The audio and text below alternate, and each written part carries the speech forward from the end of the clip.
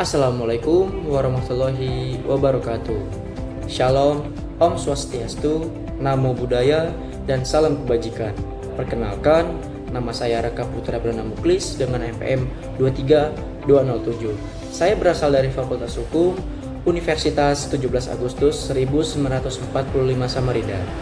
Pada kesempatan kali ini, saya ingin membahas materi tentang hukum internasional. Tetapi sebelum itu, saya ingin berterima kasih kepada dosen pengampu yaitu Dr. Ibu Haji Siti Aisyah, SPD, SH, MM, MH yang telah memberikan kesempatan untuk mempelajari lebih lanjut mata kuliah hukum internasional.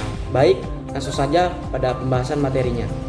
A few moments later, a few minutes later, a few inches later, 12 seconds later, 3 days later, 3 weeks later. Yang pertama, pengertian hukum internasional. Hukum internasional adalah keseluruhan kaidah-kaidah dan asas-asas hukum yang mengatur hubungan atau persoalan yang melintasi batas-batas wilayah-wilayah negara yang bukan bersifat perdata. Pengertian dari bukan bersifat perdata adalah tidak semua hubungan atau persoalan internasional pada masa sekarang disebut hubungan atau persoalan antar negara. Prinsip-prinsip dasar hukum internasional. 1. Prinsip kedaulatan negara. Setiap negara memiliki hak penuh untuk mengatur urusan dalam negeri tanpa campur tangan dari negara lain. Prinsip ini bertujuan menjaga stabilitas dan keamanan internasional, serta menghormati kedaulatan negara lain. Contoh, negara tidak boleh melakukan tindakan militer atau politik untuk mengubah pemerintahan di negara lain. Yang kedua, prinsip kesetaraan negara. Semua negara, besar atau kecil, kaya atau miskin, memiliki hak dan kewajiban yang sama dalam hukum internasional. Prinsip ini menegaskan bahwa tidak ada negara yang lebih tinggi dari negara lainnya dalam hubungan internasional. Contoh, semua negara memiliki hak untuk menjadi anggota organisasi internasional seperti PBB dan berpartisipasi dalam pembuatan keputusan internasional. Yang ketiga, prinsip non-intervensi. Negara tidak boleh campur tangan dalam urusan dalam negeri negara lain. Prinsip ini bertujuan menjaga stabilitas dan keamanan internasional, serta menghormati kedaulatan negara lain. Contoh, negara tidak boleh melakukan tindakan militer atau politik untuk mengubah pemerintahan di negara lain. Selanjutnya, subjek hukum internasional. Yang pertama, negara sebagai subjek utama. Negara adalah subjek utama dalam hukum internasional karena negara memiliki kedaulatan dan hak serta kewajiban di bawah hukum internasional. Yang kedua, organisasi internasional.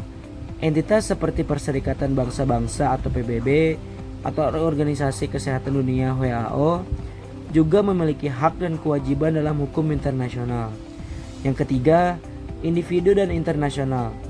Individu secara bertahap diakui sebagai subjek hukum, terutama dalam konteks pelanggaran HAM berat seperti genosida dan kejahatan perang. Hal ini memungkinkan individu diadili di pengadilan internasional. Perusahaan multinasional memiliki pengaruh yang signifikan dalam ekonomi global. Namun, statusnya sebagai subjek hukum masih menjadi perdebatan. Meskipun tidak memiliki status yang sama dengan negara, perusahaan multinasional dapat bertanggung jawab secara hukum atas tindakannya, terutama terkait pelanggaran HAM dan lingkungan. Sumber hukum internasional. 1. Perjanjian internasional. Perjanjian internasional dalam hukum internasional adalah suatu kesepakatan yang diatur oleh hukum internasional dan dibuat oleh dua atau lebih negara atau organisasi internasional. Perjanjian ini bertujuan untuk menciptakan hak-hak dan kewajiban yang mengikat bagi pihak-pihak yang terlibat. Perjanjian internasional dapat berbentuk traktat, konvensi, protokol, atau instrumen hukum lainnya dan mengatur berbagai isu, mulai dari perdagangan, lingkungan, hingga hak asasi manusia. Contoh, Konvensi Wina tentang hukum perjanjian, Perjanjian Paris tentang perubahan iklim, berbagai perjanjian bilateral dan multilateral. Yang kedua, kebiasaan internasional.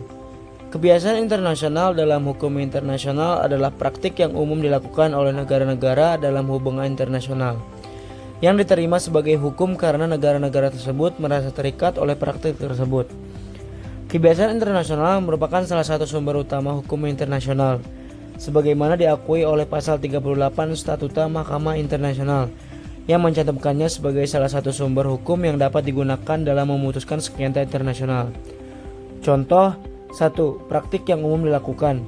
Tindakan yang secara konsisten dilakukan oleh negara-negara dalam hubungan internasional, baik itu dalam bentuk tindakan atau sikap pasif. Yang kedua, opinio juris. Keyakinan bahwa tindakan tersebut dilakukan karena kewajiban hukum, bukan karena sekadar kebiasaan atau kebiasaan politik. Yang ketiga, prinsip-prinsip ilmu hukum. Dalam hukum internasional merupakan pedoman yang membentuk kerangka kerja hukum antar negara, mengatur interaksi antar negara, dan memastikan stabilitas dalam hubungan internasional. Contohnya seperti yang pertama, prinsip kedaulatan atau sovereignty. Prinsip ini menyatakan bahwa setiap negara memiliki kedaulatan penuh atas wilayahnya, pemerintahannya, serta penduduknya. Yang kedua, prinsip persamaan kedaulatan negara, equality of states. Prinsip ini menegaskan bahwa semua negara, besar atau kecil, memiliki kedudukan yang sama dalam hukum internasional. Yang ketiga, prinsip non-intervensi. Prinsip ini mengatur bahwa negara lain tidak boleh mencampuri urusan dalam negeri negara lain. Prinsip ini merupakan pengembangan dari prinsip kedaulatan. Keputusan yudisial dan ahli hukum. Dalam hukum internasional, keputusan yudisial dan ajaran ahli hukum memainkan peran penting dalam perkembangan dan penerapan norma-norma hukum internasional. Keduanya termasuk dalam sumber hukum internasional, sebagaimana diatur dalam pasal 38 ayat 1 Statuta Mahkamah Internasional. Namun, perannya berbeda dari sumber utama seperti perjanjian internasional dan kebiasaan internasional. Keputusan yudisial dan ajaran ahli hukum memiliki peran penting sebagai sumber sekunder dalam hukum internasional. Meskipun mereka tidak dianggap sebagai sumber utama, keduanya memiliki pengaruh besar dalam interpretasi, pengembangan, dan penerapan hukum internasional.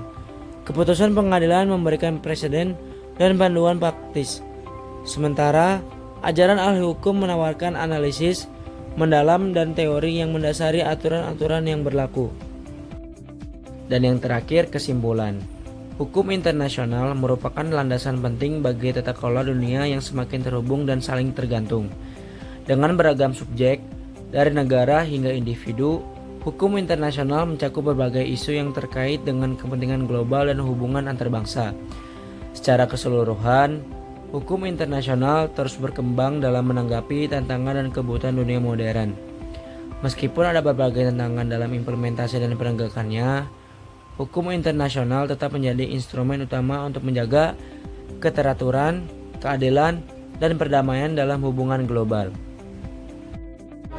Baiklah, berikut tadi penjelasan dari saya mengenai hukum internasional. Kurang lebihnya mohon maaf. Jika ada kekurangan, mohon dimaafkan karena pada dasarnya di sini kita sama-sama belajar. Oleh karena itu, kritik dan saran kalian akan sangat saya hargai guna bisa memperbaiki lebih baik lagi untuk kedepannya. Semoga apa yang saya jelaskan tadi setidaknya bisa menambah wawasan. Oh ya, sebelum saya akhiri, jika kalian yang berencana ingin kuliah, marilah gabung di kampus kami, yaitu Universitas 17 Agustus 1945 Samarinda.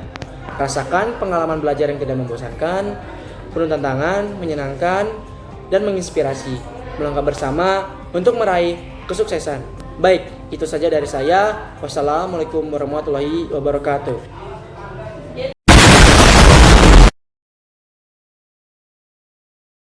Baiklah, berikut tadi penjelasan dari saya mengenai hukum internasional.